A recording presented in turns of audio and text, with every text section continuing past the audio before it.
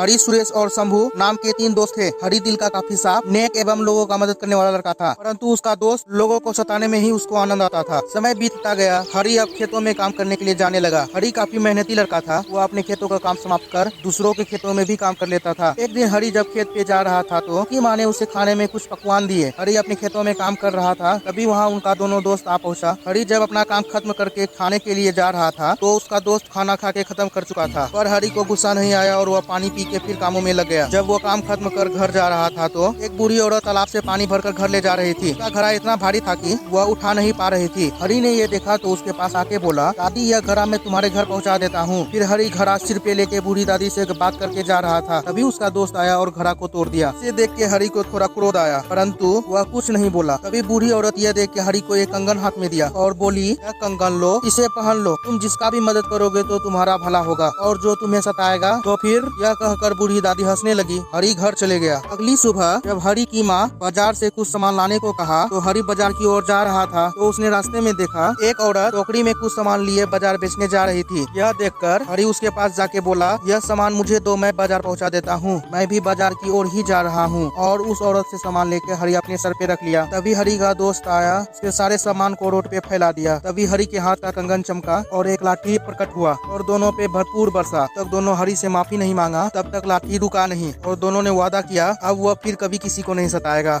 जो सामान बिखरा हुआ था कंगन की वजह से फिर से टोकरी में आ गया। इसे देख वो औरत बहुत प्रसन्न हुई और हरी को आशीर्वाद दिया।